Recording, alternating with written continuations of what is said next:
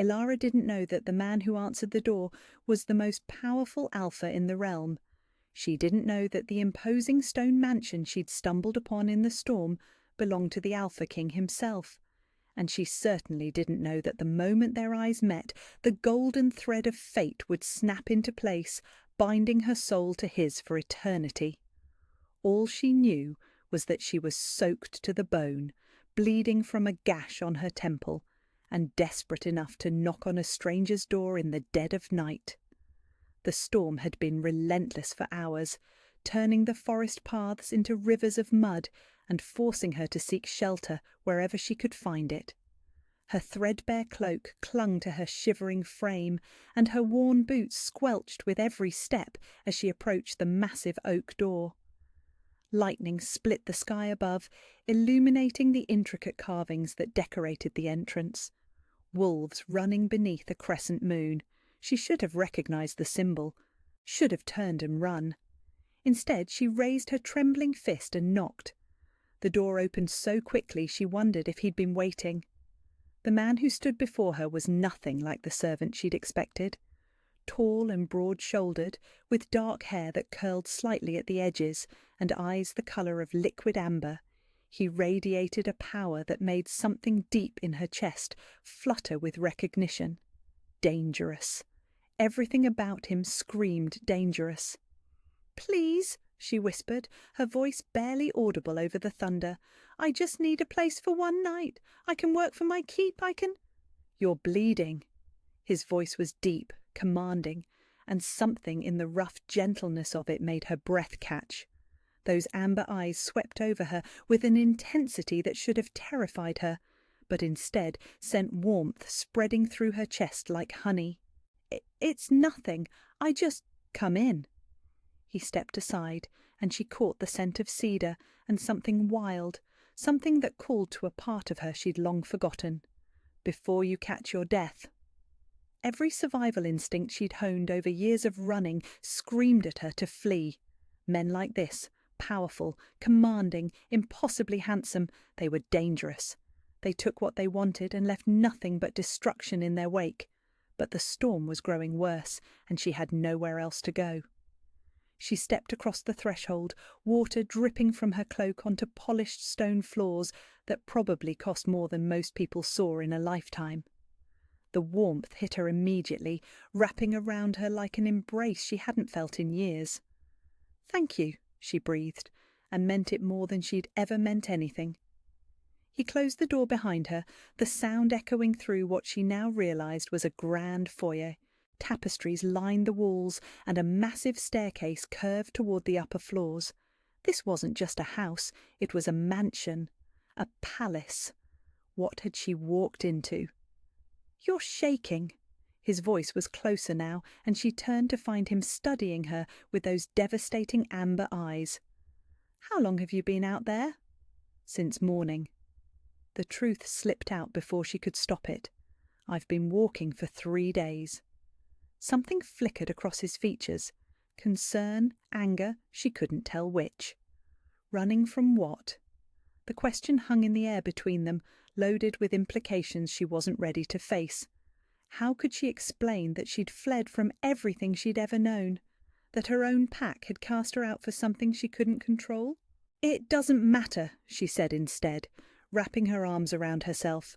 "I just need somewhere safe for tonight. I'll be gone before dawn, I promise." "How about forever?" The words were so quiet she almost missed them, but they hit her like a physical blow. Her eyes snapped to his, searching for some sign that she'd misheard, but his gaze was steady, serious. "I don't understand." He took a step closer, and she caught that wild scent again. Pine and rain and something purely male that made her wolf stir for the first time in months. "You asked for one night. I'm offering you as long as you need." "I can't. I don't have anything to offer in return." "I didn't ask for anything." His voice was soft now, gentle, and it did something strange to her heart. "What's your name?" She hesitated. Names had power, and she'd learned to guard hers carefully. But something about this man, this moment, made her want to trust. "Ilara." "Ilara?" The way he said it, like it was precious, made her chest tighten with an emotion she couldn't name. "I'm Your Grace?" A woman appeared at the top of the staircase, her voice carefully neutral. "I've prepared the blue chambers as you requested." The woman's deference was absolute, the kind reserved for nobility or royalty. "Thank you, Mrs. Winters." He never took his eyes off Ilara as he spoke. "Please have a hot meal sent up and something warm to wear." "Of course, Your Grace." "Your Grace." The title echoed in Ilara's mind as the woman disappeared. She'd sought shelter from a lord, maybe even a duke. "I should go," she whispered, backing toward the door. "I didn't realize. I can't impose on—" "You're not imposing."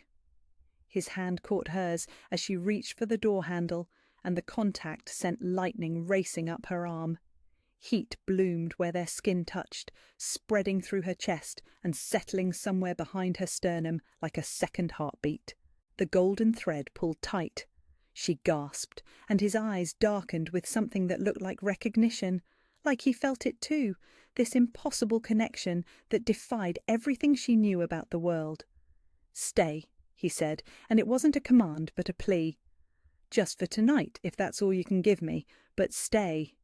She stared up at him, this beautiful, powerful stranger who'd offered her sanctuary without asking for her story, who'd looked at her bedraggled form and seen something worth protecting, who touched her like she was precious instead of worthless.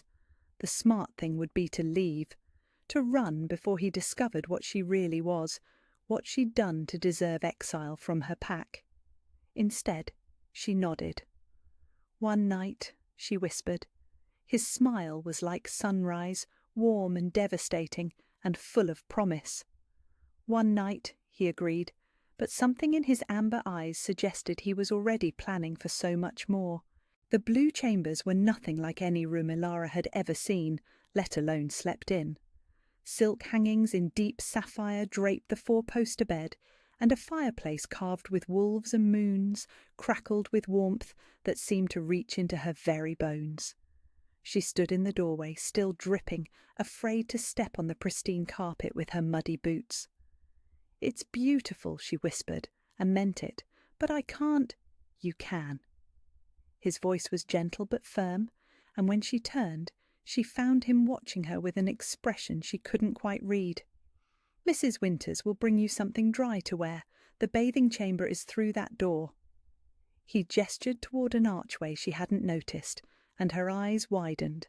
A private bathing chamber. In her pack, they'd been lucky to have a communal wash-house. "I don't understand why you're being so kind to me." The words tumbled out before she could stop them. "You don't even know me." Something shifted in his amber eyes. "I know enough." "What could you possibly know? I'm nobody. I have nothing. I am nothing. Don't." The command in his voice made her breath catch. He stepped closer, close enough that she could feel the heat radiating from his skin, could catch that wild scent that made her wolf whine with longing. "Don't ever say that about yourself." Her heart hammered against her ribs. "It's true. I'm just—" "You're brave." His hand rose as if to touch her face, then dropped to his side. "You've been walking for 3 days in this storm rather than stay somewhere that hurt you. You knocked on a stranger's door because you had the courage to ask for help. That's not nothing, Ilara. That's everything." The way he said her name made something flutter in her chest. Like it was precious. Like she was precious. She'd forgotten what that felt like. "I should let you rest." He moved toward the door, then paused.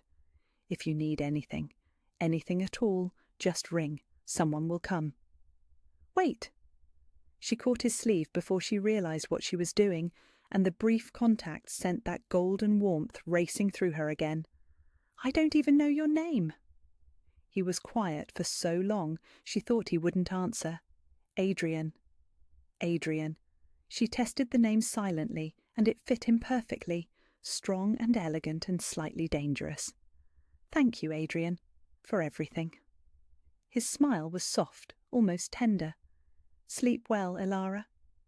She watched him go, noting the way he moved with predatory grace, like every step was calculated, like he was used to being in control of every situation. The door closed with a soft click, and she was alone. The next hour passed in a blur of luxury she'd never imagined. The bathing chamber was marble and gold, with a tub large enough for 3 people and water that stayed perfectly hot no matter how long she soaked. Mrs. Winters had left clothes that fit perfectly, a dress in soft grey wool that was finer than anything she'd ever owned, and undergarments made of silk that felt like a caress against her skin. When she finally emerged from the bathing chamber, a tray of food waited by the fire. Roasted meat that fell apart at the touch of a fork, bread that was still warm from the oven, cheese that melted on her tongue like cream. She ate until she was full for the first time in weeks, then curled up in the massive bed and stared at the ceiling. She should be planning her escape, should be figuring out how to slip away before dawn without anyone noticing. Instead, she found herself thinking about amber eyes and gentle hands and the way he'd said her name like a prayer. She was still thinking about it when she woke to sunlight streaming through windows she didn't remember leaving open. For a moment, panic seized her. She'd overslept. She was supposed to be gone. But then the scent of breakfast hit her, and her stomach reminded her that she was still hungry despite the feast the night before. A soft knock at the door made her bolt upright. "Come in." Mrs. Winters entered with another tray, this one laden with fresh fruit and pastries that made her mouth water just looking at them. "Good morning, miss. His Grace thought you might be hungry." His Grace. There it was again, that title that spoke of power and position far beyond what she'd imagined. Ilara wrapped the silk robe she'd found at the foot of the bed more tightly around herself. "Where is he? Adrian, I mean. His Grace." "In his study, miss. He asked me to tell you that you're welcome to join him for breakfast when you're ready, or to take your meal here if you prefer." Join him. The thought sent butterflies dancing in her stomach. I should probably eat here." Mrs. Winters smiled knowingly. "He'll be disappointed, but he won't press. That's not his way." After the woman left, Ilara found herself picking at the beautiful breakfast and staring out the window at manicured gardens that stretched as far as she could see. This place was massive, an estate, maybe even a palace. What kind of man was Adrian, really? A soft scratch at the door interrupted her thoughts, and she called for whoever it was to enter. Instead of Mrs. Winters, Adrian himself appeared in the doorway, and her breath caught at the sight of him in daylight. He was devastatingly handsome, with sharp cheekbones and a mouth that looked like it was made for sin. But it was his eyes that caught her, those warm amber depths that seemed to see straight through her. "I hope you slept well." "I did, thank you." She gestured helplessly at the tray, the room, everything. "This is too much. I can't accept all this." "You're not accepting it. You're my guest." He leaned against the doorframe, casual and elegant at the same time. "I wanted to make sure you were comfortable." "Comfortable doesn't begin to cover it. This room is fit for a queen." Something flickered in his expression, there and gone so quickly she almost missed it. "I'm glad you approve." "I should go." She stood abruptly, needing distance from the way he was looking at her. "I've imposed on your kindness long enough." "Where will you go?" The quiet question stopped her cold. Where would she go? She had no pack, no family, no home. She'd been walking toward the border territories, hoping to find a place where no one would ask questions. But beyond that, "I'll figure something out." "What if I asked you to stay?" Her heart stuttered. "Why would you do that?" "Because I can't stand the thought of you out there alone. Because something about you calls to every protective instinct I have. Because when I look at you, I feel—" He shook his head. "I feel like I've been waiting my whole life for you to knock on my door." The golden thread in her chest pulled tight, and she pressed a hand to her sternum. "You don't know anything about me, about why I was running, what I've done." "Then tell me." "I can't." "You mean you won't?" She wrapped her arms around herself, suddenly cold despite the warm robe. Some secrets are too dangerous to share. And some secrets are too heavy to carry alone. He pushed off from the doorframe, moving toward her with that predatory grace. I won't press you, Ilara, but I want you to know that whatever you're running from, whatever you think you've done, it doesn't matter to me. It would if you knew. Try me. She stared up at him, this beautiful, powerful man who was offering her sanctuary without conditions, who looked at her like she was worth protecting, like she was worth keeping. For a moment she almost believed it could be that simple. Then reality crashed back in and she shook her head. I can't trust anyone, not any more. I know. His voice was impossibly gentle. But I'll wait. However long it takes, I'll wait. Before she could respond, voices echoed from somewhere in the house. Male voices raised in what sounded like urgency. Your Grace! The call came from downstairs, and Adrian's entire demeanour shifted, becoming sharp and focused in an instant. Stay here, he told her, and this time it was definitely a command. Don't leave this room until I come back. What's wrong? But he was already gone, moving with the kind of speed that spoke of training and instinct. She heard his footsteps on the stairs, heard voices conferring in tones too low to make out words. Then she heard something that made her blood run cold. Searching every estate in the territory, the Alpha King has ordered... Alpha King. The Alpha King was looking for something, or someone. Her hands shook as she pressed them to the window, staring out at the gardens with new eyes, the carved wolves on the door, the deference of the servants, the wealth and power that surrounded this place like armour. What if Adrian wasn't just nobility? What if he was something more? What if she'd stumbled into the heart of the very realm whose king would see her dead if he knew what she really was? Ilara was already pulling on her boots when the door opened again. Her hands stilled on the laces as Adrian stepped inside, his expression carefully controlled in a way that made her stomach drop. Going somewhere? His voice was too casual, and she recognised the tone. It was the same one her father had used right before delivering devastating news. I heard voices downstairs, something about the Alpha King. She forced herself to meet his eyes, even as her heart hammered against her ribs. I think it's time for me to leave. Sit down, Ilara. I really should. Please. The word was quiet, but something in his tone made her sink back onto the edge of the bed. There's something I need to tell you. He closed the door behind him and leaned against it as if he thought she might bolt, which, to be fair, she was considering. The men downstairs weren't talking about the Alpha King, he said carefully. They were talking to him. The words hit her like a physical blow. What? My name is Adrian Blackthorne. I am the Alpha King. The room spun around her. She gripped the bedpost, her knuckles white as she tried to process what he'd just said.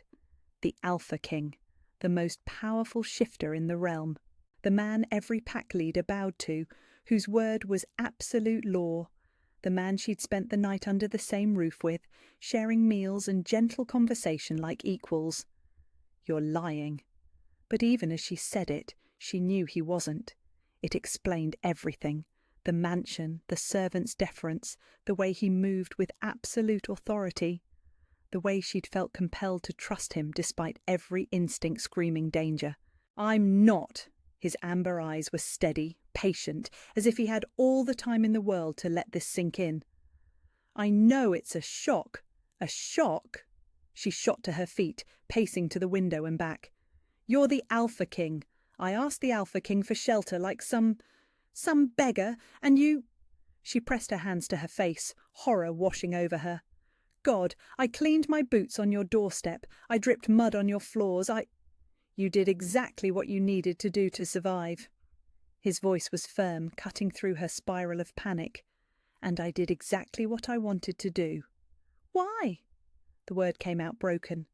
Why didn't you tell me? When? When you were bleeding and terrified on my doorstep? When you were so convinced you were worthless that you could barely accept a meal? He pushed off from the door, moving toward her slowly, like she was a wild animal he didn't want to spook. When you told me you couldn't trust anyone? She backed away until her legs hit the bed. I can't. This can't be real. I'm nobody. I'm nothing. I don't belong here. Stop! The command in his voice made her freeze. Stop saying that about yourself. It's true. I'm a packless Omega with no family, no status, no worth. You're my mate. The words landed like a thunderclap, silencing every protest on her lips. She stared at him, searching his face for some sign that she'd misunderstood. That's impossible. Is it? He was close enough now that she could see the gold flecks in his amber eyes, could feel that wild heat radiating from his skin. You felt it too, didn't you, the moment we touched, the golden thread? Her hand rose unconsciously to her chest, where that impossible warmth still pulsed beneath her sternum. That doesn't mean anything. It means everything. His hand covered hers, pressing it flat against her heart. I've been waiting 28 years to feel that, to find you. You can't want me. Her voice broke on the words. I'm broken, damaged. There are 100 reasons why I'm the last person who should be. Tell me. The quiet demand stopped her cold. She stared up at him, seeing nothing but patience and acceptance in his expression. No judgment, no fear. It terrified her more than anything else could have. My father was an alpha, she whispered. A good one, or so everyone said. But he had appetites. He took whatever he wanted, including Omega females who belonged to other males. Adrian's jaw tightened, but he said nothing. My mother was mated to someone else when he forced her. She died giving birth to me. The old pain clawed at her chest, but she forced herself to continue. I'm a bastard, half-breed. My wolf is not wrong. Too strong for an Omega, not strong enough for an Alpha. I don't fit anywhere. That's why you were cast out. They tolerated me while my father lived, but when he died... She shrugged, the gesture hiding a world of hurt. His legitimate heir decided I was a stain on the family name, so they stripped me of my pack bonds and cast me out. No pack will take me now. I'm packless, worthless. You're standing in my home. You're wearing silk that cost more than most people make in a year. You just told the Alpha King your deepest shame, and he's still here. His free hand cupped her face, thumb brushing away a tear she didn't realise had fallen. How exactly does that make you worthless? Because you don't understand. I understand perfectly. His voice was rough with an emotion she couldn't name. You think your worth is determined by what others think of you. You think that because your father was a monster and your pack was cruel, you're somehow tainted. But that's not how it works, Ilara. Your worth isn't determined by their actions. It's determined by who you choose to be. I'm nobody. You're my mate. You're going to be my queen. The words were said with such quiet certainty that they stole her breath. You're going to stand beside me and help me rule this kingdom with wisdom and compassion, because those are the things that make you who you are. Not your bloodline, not your past, you. She wanted to believe him. God, she wanted to believe him so badly it was a physical ache in her chest. But I'll bring you nothing but shame. When people find out what I am, let them try. The promise in his voice was dark and absolute. I'd like to see someone tell me my mate isn't worthy of her crown. Adrian, stay. The word was soft, almost pleading. Not because I'm commanding you as your king, but because I'm asking you as the man who's been searching for you his whole life. Stay and let me prove that you're everything I've been waiting for. She looked up at him, this impossible man who'd taken her in without question, who'd shown her kindness when she'd expected nothing, who was now offering her a future she'd never dared dream of. The smart thing would be to run, to leave before she could bring scandal down on him, before the reality of what she was became too much for even his acceptance to bear. But when had she ever been smart where he was concerned? I don't know how to be a queen, she whispered. His smile was radiant. I don't know how to be a king worthy of you. I guess we'll figure it out together. I'm scared. Good. He leaned down, resting his forehead against hers. Brave people are always scared. That's what makes them brave. What happens now? Now you tell me you'll stay. Not for one night, not for a few days. Stay and be my mate, my queen, my everything." She stared into those amber eyes and saw her future reflected back, not the lonely, wandering existence she'd resigned herself to, but something bright and impossible and beautiful. "I'll stay," she whispered, and felt the golden thread in her chest sing with joy. "But I can't promise I won't run when it gets too overwhelming. Then I promise to catch you every time." His mouth brushed hers, soft and reverent, "and to remind you that you're exactly where you belong." When he kissed her properly, deep and claiming and desperate, she tasted forever on his lips and finally understood what home was supposed to feel like. She was Adrian Blackthorn's mate. The Alpha King had chosen her, broken and worthless as she was. Maybe, just maybe, she wasn't as worthless as she'd believed. The days that followed were a strange rhythm of stolen moments and growing trust. Adrian showed her the palace, his palace, room by room, each more magnificent than the last. The throne room with its soaring ceilings and ancient wolf carvings, the library that stretched 3 stories high, filled with more books than she'd ever imagined existed, gardens that bloomed even in the depths of winter, tended by magic she didn't understand. But it was the quiet moments that undid her completely. Breakfast shared in comfortable silence while he read correspondence, and she marvelled at the normalcy of it all. Evenings by the fire where he told her stories of the kingdom's history, and she found herself laughing for the first time in months.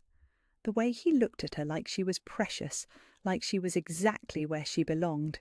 She was almost starting to believe it might be true, which of course was when everything went to hell. She was in the garden, picking early spring roses for the breakfast table, a small domestic task that made her feel useful, when the commotion started. Shouts from the courtyard, the thunder of hooves, the sharp bark of orders being given in voices she didn't recognise. But one voice she did recognise, and it made her blood turn to ice. "Where is she?" The bellow carried across the gardens with a force that made the very air tremble. "Where is my worthless whore of a sister?" Marcus, her half-brother, had found her. The roses fell from nerveless fingers as she backed toward the palace, but it was too late. He stood at the garden entrance with 4 of his enforcers, his face twisted with the same cruel rage she remembered from her childhood. "There you are." His smile was all teeth and malice. "Did you really think you could hide from me forever? How did you find me?" Her voice came out steadier than she felt, though her hands shook as she pressed them against her skirts. "Oh, sister dear, everyone knows where you are. The great scandal of the season, the Alpha King's mysterious houseguest." Marcus stepped closer, his men fanning out behind him. "Though I suspect His Majesty doesn't know exactly what he's harbouring." "I haven't done anything wrong." "Haven't you?" He laughed, the sound sharp and ugly. "You seduced your way into the Alpha King's bed like the whore our mother was before you. But don't worry, I've come to collect you before you can bring any more shame to our bloodline. I'm not going anywhere with you. You will if you don't want everyone to know what you really are." His voice dropped to a vicious whisper. "Shall I tell His Majesty about your little condition? How you killed 3 pack members during your first shift because you couldn't control that freak wolf of yours?" The words hit her like physical blows. She'd never told anyone about that night, the night her wolf had emerged in a rage of pain and confusion, lashing out at anyone who came near. 3 wolves had died trying to calm her, and she'd woken covered in their blood with no memory of how it happened. That was an accident. "Was it? Or are you just a monster pretending to be an Omega?"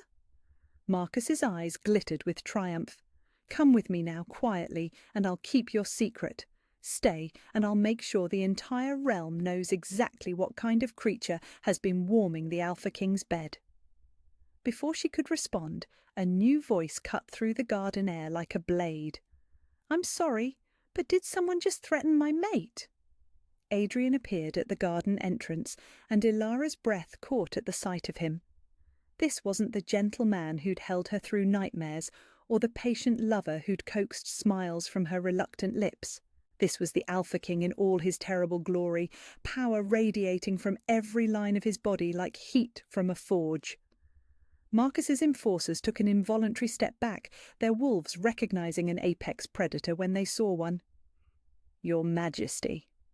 Marcus's voice was carefully respectful, but she could see the calculation in his eyes. "I've come for my sister. There's been a misunderstanding." "Has there?"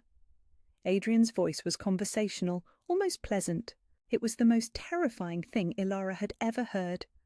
"Because from where I stand, it sounds like you just called my mate a whore and threatened to spread lies about her." "Not lies, Your Majesty. Facts." Marcus's smile turned vicious. "Ask her about the night she shifted. Ask her about the 3 wolves who died because she couldn't—" "I know." Adrian's words were quiet, but they carried across the garden like thunder. "I know about that night. I know about your father's crimes and your pack's cruelty. I know exactly what Ilara is, and I can assure you she is everything."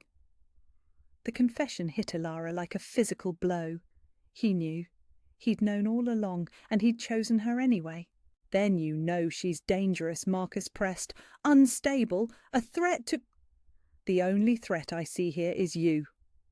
Adrian moved with that predatory grace, placing himself between Ilara and her brother. "You have exactly 10 seconds to leave my land before I show you what dangerous really looks like." "You can't be serious. She's a bastard half-breed who—" Adrian's roar shook the very foundations of the palace. It was a sound of pure dominance, pure fury, and it dropped Marcus and his men to their knees before they could stop themselves. 7 seconds. "The council will never accept her," Marcus gasped from the ground. "She'll bring you nothing but scandal and shame." 3 seconds. "She'll destroy you." Adrian shifted. The great black wolf that stood in the garden was massive beyond anything Ilara had ever seen, with eyes like molten gold and teeth that could tear a man in half. The very air around him thrummed with power, and she felt her own wolf whimper and bow in recognition of its better. Marcus and his men didn't wait for the count to finish. They scrambled to their feet and ran, stumbling over each other in their haste to escape. When they were gone, Adrian shifted back, his clothes somehow intact. A king's magic, she supposed. He turned to her, and she saw the exact moment his expression shifted from lethal to concerned. "Are you all right?" She stared at him. This man who'd just defended her honour against her own blood, who'd known her darkest secret and chosen to protect rather than condemn. "You knew," she whispered, "about that night, about what I did." "I knew." He moved toward her slowly, like she might bolt. "I've known since the first night. Your scent, it carries the weight of what you've survived." "And you didn't care?" "I cared that you were in pain. I cared that you blamed yourself for something that wasn't your fault." He reached her, his hands framing her face with infinite gentleness. A 17-year-old girl, shifted for the first time in the middle of being brutalized by pack politics. Of course you lashed out. Of course you couldn't control it. "I killed them." "You survived. That's what matters." "The council will never accept me." Marcus was right about that at least. She pulled away from his touch, wrapping her arms around herself. "I'll bring you nothing but problems." "Let them try." The promise in his voice was dark and absolute. "I am the Alpha King. My word is law. If I say you are my queen, then you are my queen, and anyone who disagrees is welcome to challenge me for the right." "You can't fight the entire council." "Watch me." He stepped closer, and she caught that wild scent that never failed to make her wolf settle. "Ilara, look at me." She met his eyes reluctantly. "I've been king for 7 years. 7 years of political marriages proposed and rejected, of suitable mates paraded before me like prize horses. Do you know why I refused them all?" She shook her head. "Because none of them were you. Because I was waiting for the woman who would knock on my door in the middle of a storm and trust me with her heart." His hands found hers, warm and steady. "I don't care what the council thinks. I don't care what your brother threatens. You are mine and I am yours, and that is the only truth that matters. What if they're right? What if I'm too broken to—" "You're not broken. You're scarred, and that's different." His thumb traced her cheek. "Scars are proof that you survived something that should have killed you. They're proof of your strength, not your weakness." "I'm scared," she whispered. "I know, but you don't have to be scared alone anymore." He pulled her against his chest, and she felt the steady beat of his heart beneath her cheek. "We'll face whatever comes together. The council, the politics, the gossips, all of it. Together." For the first time since Marcus had appeared in the garden, Ilara felt like she could breathe again. Adrian knew the worst of her violence, her illegitimacy, her broken past, and he'd chosen to defend her anyway. Maybe she really could trust him with the rest of her heart. "What happens now?" she asked against his chest. "Now we make it official." His voice rumbled with satisfaction and something darker. "It's time the realm met their new queen." The way he said it made her shiver, but not with fear, with anticipation. Her brother had tried to drag her back into shame and hiding. Instead, he'd given Adrian the perfect excuse to claim her publicly. She had a feeling Marcus was going to regret that very, very soon. The great hall of the palace had seen many momentous occasions in its 1,000-year history, but Ilara was certain none had felt quite like this. Every Alpha and Luna from across the realm had answered Adrian's summons, packing the vast space until the air thrummed with barely contained power. Crystal chandeliers cast golden light over silk and jewels, but beneath the finery she could feel the tension crackling like lightning before a storm. She stood at Adrian's side on the raised dais, wearing a gown of midnight blue that Mrs. Winters had somehow produced in less than a day. The fabric was silk so fine it felt like water against her skin, and the bodice had been embroidered with silver threads that caught the light like captured stars. A circlet of silver and sapphires rested on her brow, not yet a crown, but close enough that everyone in the room understood its significance. "You don't have to do this," she murmured to Adrian, her voice pitched low enough that only he could hear. "There has to be another way." "There is no other way." His hand found hers, warm and steady despite the chaos surrounding them. "They need to understand that you are not some temporary fascination. You are my mate, my queen, and my choice." "What if they refuse to accept it?" His smile was sharp as a blade. "Then they'll learn why I'm called the Alpha King." Before she could respond, the massive doors at the far end of the hall swung open, and Marcus strode in with a contingent of Alphas she didn't recognize. Her half-brother's face was twisted with rage, and when his eyes found her on the dais, his lip curled in disgust. "Well," he called out, his voice carrying across the suddenly silent hall, "I see the rumours are true. The mighty Alpha King has indeed been bewitched by a bastard whore." Gasps echoed through the crowd, but Adrian didn't move, didn't react. His presence beside her was as solid and unmovable as granite. "Marcus Ashwood," Adrian's voice carried easily through the vast space, calm and controlled. "You were not invited to this gathering." "I invited myself, along with these Alphas who share my concerns about your questionable choice in mates." Marcus gestured to the men flanking him. "We demand to know why you would sully the royal bloodline with damaged goods." "Damaged goods?" Adrian repeated the words thoughtfully, as if testing their flavour. "Is that what you call the woman who survived your father's brutality and your pack's cruelty with her honour intact?" "Honour?" Marcus laughed, the sound ugly and mocking. "She's a killer, your majesty, a freak who can't control her wolf. She murdered 3 of my pack members in cold blood." Murmurs swept through the crowd, and Ilara felt heat crawl up her neck. This was what she'd feared, her shame exposed before the most powerful wolves in the realm. She started to step back, to retreat into the shadows where she belonged, but Adrian's hand tightened on hers. "Stay," he commanded softly, and something in his voice made her spine straighten. "Those 3 pack members," Adrian continued, his gaze never leaving Marcus, "were they perhaps the same 3 who cornered a 17-year-old girl during her first shift? The same three who thought they could use her father's death as an excuse to take what they wanted. Marcus's face flushed red. That's not... Were they or were they not attempting to force themselves on her when her wolf finally emerged? Adrian's voice cut through the hall like a whip. Because I have very detailed reports about what happened that night, and sexual assault tends to leave quite an impression on witnesses. The silence that followed was deafening. Ilara felt every eye in the room turn to her, but for the first time she didn't see judgment in their gazes. She saw shock, understanding, and in some cases sympathy. Even if that were true, one of the alphas with Marcus spoke up. She's still unstable, dangerous. The royal line requires strength, Adrian interrupted. It requires someone who can survive the unsurvivable and still choose compassion over revenge. It requires someone who would risk everything to save others, even when the world has given her nothing but pain. His voice grew stronger, carrying to every corner of the hall. My mate has all of those qualities and more.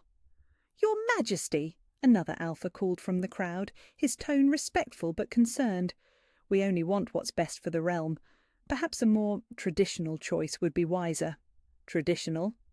Adrian's laugh was low and dangerous. You mean politically advantageous.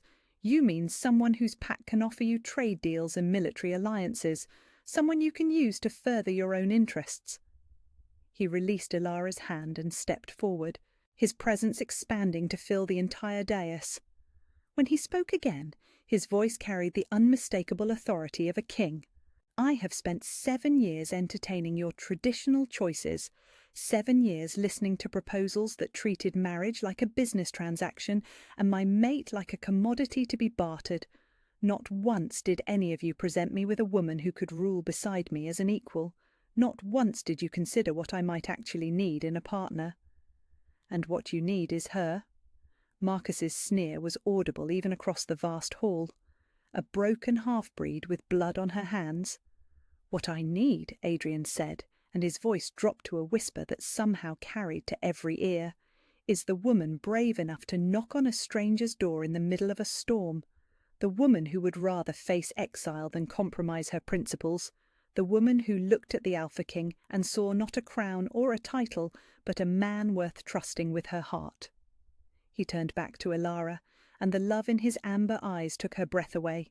What I need is Ilara Ashwood, who survived hell and chose to heal rather than break, who shows mercy to those who deserve none and kindness to those who've forgotten what it feels like, who is stronger than any wolf in this room and gentle enough to bandage the wounds of her enemies.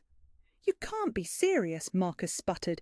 The council will accept my choice, or they will find new employment. Adrian's voice was steel, wrapped in silk. I am the Alpha King by right of blood and conquest. My word is law, and my word is this. Ilara is my mate, my queen, and my choice. Anyone who wishes to challenge that is welcome to face me in combat for the right. The challenge hung in the air like a blade. No one moved. No one spoke. Marcus's face cycled through rage, calculation, and finally grudging acceptance. He might be cruel, but he wasn't stupid enough to challenge the Alpha King directly. This isn't over, he growled, but the fight had gone out of him. Yes, it is. Adrian's smile was all teeth. Guards, escort Mr. Ashwood and his companions off palace grounds. They are no longer welcome here. As Marcus and his allies were led away, Adrian turned to face the rest of the gathered alphas and Lunas. Let me be clear, he said, his voice carrying to every corner of the hall. Ilara is my chosen mate. She will be crowned as your queen, and she will rule beside me with all the authority that title carries. Anyone who cannot accept this reality is free to leave now. No one moved. Good. His expression shifted, becoming warmer, more welcoming. Then let me formally present Queen Ilara, my mate and the future mother of my heirs. The formal words hit Ilara like a lightning bolt. Queen, mate, future mother of his heirs. It was real. It was happening. Before she could fully process it, Adrian was moving back to her side, his hands cupping her face with infinite tenderness. "Are you ready to be a queen?" he murmured against her lips. "I'm terrified," she whispered back. "Perfect. Courage isn't about not being afraid. It's about being afraid and choosing to act anyway." His mouth brushed hers, soft and reverent. "And you, my love, are the bravest person I know." When he kissed her properly, claiming her mouth in full view of the most powerful wolves in the realm, the great hall erupted in cheers and applause, but Ilara barely heard it. All she could focus on was the feel of his lips on hers, the strength of his arms around her, and the golden thread in her chest singing with triumph. She was no longer the packless Omega who'd knocked on his door begging for shelter. She was Queen Ilara, chosen mate of the Alpha King, beloved and claimed and home. And for the first time in her life, she truly believed she deserved it. The crowd's cheers washed over them as Adrian lifted his head, his amber eyes blazing with satisfaction and love. "Mine," he whispered against her ear, and the possessive growl in his voice sent shivers down her spine. "Yours," she agreed, and meant it with every fibre of her being. Forever. Forever. The weeks that followed the Great Hall Declaration were a whirlwind of preparation and wonder. Ilara woke each morning in silk sheets that still felt like a dream, in chambers that had been expanded to connect with Adrian's, creating a suite fit for a king and queen. But it wasn't the luxury that took her breath away. It was the little moments that made her feel like she truly belonged. Adrian bringing her tea exactly the way she liked it, prepared with his own hands rather than asking a servant. The way he sought her opinion on matters of state, treating her insights as valuable rather than dismissing them. How he would find her in the gardens or library and steal kisses like a man courting his beloved rather than a king who'd already claimed his mate. She was learning to be a queen, but more importantly, she was learning to be loved. "The eastern provinces are reporting unusual wolf sightings," Adrian said one morning over breakfast, spreading a map across the table between their plates. "Lone wolves, but organised. Someone's building a rogue pack." Ilara studied the marked locations, noting the pattern. "They're moving toward the border territories, testing defences." "That would be my guess." His amber eyes warmed with approval. "What would you suggest?" 6 months ago she would have ducked her head and mumbled something about not knowing enough to comment. Now she leaned forward, tracing possible routes with her finger. Additional patrols here and here, but also safe houses for any packless wolves who might be caught between the rogues and our forces. Not everyone running with rogues does so by choice. Spoken like a true queen. Adrian caught her hand and pressed a kiss to her palm. "I'll have the orders sent this afternoon." The easy way he incorporated her suggestions into policy still amazed her. In her old pack, Omegas weren't allowed to speak during strategy meetings, let alone contribute ideas. "The seamstress will be here this afternoon for your final fitting," Mrs. Winters announced as she cleared their breakfast plates. "And the council wants to review the guest list one more time." Ilara's stomach fluttered. The coronation was only 3 days away now, and despite all the preparation, part of her still couldn't believe it was real. "They can review it all they want," Adrian said mildly. "The list is final." "Even the pack representatives who've requested audience?" "Especially them." His voice carried an edge of steel. "Anyone who couldn't be bothered to attend the declaration ceremony but suddenly wants to curry favour doesn't deserve a place at my queen's coronation."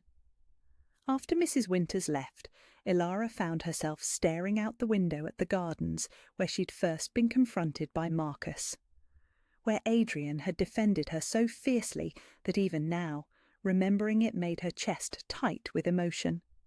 "Second thoughts?" Adrian's voice was carefully neutral, but she could hear the underlying concern. "Never." She turned to face him, and the relief in his expression made her heart ache. "I was just thinking about that first night when I asked for shelter for one night. And I offered forever. Did you know, even then? I knew you were special. I knew my wolf recognized something in you that it had never found before. He moved to stand behind her chair, his hands settling on her shoulders. I didn't dare hope you'd actually say yes. To one night? To forever. His lips brushed her temple. You could have run 12 times, even after we mated, even after the declaration ceremony. You could have chosen to go back to the free territories. Where would I go? She leaned back against his chest, feeling his arms come around her. You're my home now, and you're mine. The words were simple, but they carried the weight of everything they'd built together. Not just passion, though the fire between them burned hotter than ever. Not just political alliance, though her presence had already begun to change how the packs viewed their king, but genuine partnership, built on respect and trust and a love that grew stronger every day. Your Majesty? A soft knock interrupted the moment. The delegation from the White Mountain Pack has arrived for their audience. Send them to the throne room, Adrian called back. We'll be along shortly. Ilara started to rise, but he caught her hand. You don't have to come if you're not ready. These audiences, some of them are going to be difficult. You mean some of them are going to test whether I'm worthy of the crown? Some of them are going to try. His smile was sharp. They'll learn quickly that questioning you is questioning me. I can fight my own battles, you know. I know, but you don't have to fight them alone anymore. The White Mountain delegation turned out to be exactly what she'd expected. 3 elderly alphas who spent the entire audience addressing Adrian, while pointedly ignoring her presence on the throne beside him. Until one of them made the mistake of suggesting that perhaps a more experienced Luna would be better suited to guide the realm through uncertain times. Experienced in what? Ilara asked pleasantly, speaking for the first time since they'd entered. The alpha blinked at her in surprise. I beg your pardon, Your Majesty. You suggested that someone more experienced would be better suited to the role of queen. I'm curious what experience you think I lack. Well, the experience of leading a pack, of course, managing political alliances, trade negotiations. I see. Ilara leaned forward slightly. And tell me, in your experience leading a pack, how many wolves have you personally rescued from rogue attacks? That is to say, because I've rescued 17 in the past month alone. How many orphaned cubs have you placed in loving homes? I've found families for 23. How many disputes between neighbouring packs have you mediated this season? I've resolved 8. Her voice remained calm, conversational. Perhaps you could enlighten me about what other experience I should be gaining. The throne room was dead silent. Adrian's hand found hers on the armrest of her throne, his thumb stroking across her knuckles in silent approval. Your Majesty, the alpha stammered, I meant no offence. Of course you didn't. Her smile was gracious, but her eyes were steel. You simply wanted to ensure that your future queen was capable of the role. I appreciate your concern for the realm's welfare. When the delegation left 20 minutes later, they were bowing deeply to both thrones. Remind me never to get on your bad side, Adrian murmured as the throne room doors closed. Too late. You're stuck with me now. She turned to face him fully, still amazed that she could sit beside him as an equal, that her voice carried the same weight as his in these halls. Besides, someone has to keep you humble. Is that what you're doing? Among other things. The heat in his amber eyes made her breath catch. Even after all these weeks, he could still make her feel like the most desirable woman in the realm with just a look. What other things? Well, she said, rising from her throne with deliberate grace, I was thinking I could start by showing you exactly how grateful I am for your patience with difficult delegations. Were you now? He stood as well, moving toward her with that predatory grace that never failed to make her wolf purr with approval. She backed toward the private exit behind their thrones, knowing he would follow. I was thinking something involving very little talking and quite a lot of... He caught her waist and pulled her against him, cutting off her words with a kiss that was pure fire and possession. When they broke apart, both of them were breathing hard. "I love you," he said against her lips, and the words still had the power to make her knees weak. "I love you too." She traced the strong line of his jaw with her fingertips. "My king. My queen. Forever. Forever." 3 days later, Ilara knelt in the ancient cathedral as the high priest placed the lunar crown on her head, silver and moonstone that had adorned queens for 1,000 years. But it wasn't the weight of the crown that brought tears to her eyes. It was the sight of Adrian watching her with such love and pride that it took her breath away. When she rose as Queen Ilara of the Moon Realm, officially and irrevocably, the cathedral erupted in cheers. But all she could hear was Adrian's voice as he took her hand. "Welcome home," he whispered, and she knew he wasn't talking about the palace or the throne or even the realm. He was talking about the space they'd carved out together, the love they'd built from a single night's shelter into something that would last lifetimes. She'd asked for one night. He'd given her forever. And as they walked down the cathedral aisle together, crowned and mated and utterly devoted, Ilara finally understood what the poets meant when they wrote about happily ever after. It wasn't an ending. It was just the beginning. Before we continue, please take 2 seconds to like this video. Where are you listening from? Let's meet in the comments. I love hearing from fellow romance lovers around the world. If you'd like to support me, please subscribe. It's free and it helps more people discover these stories. Until next time, may you always find the love you deserve.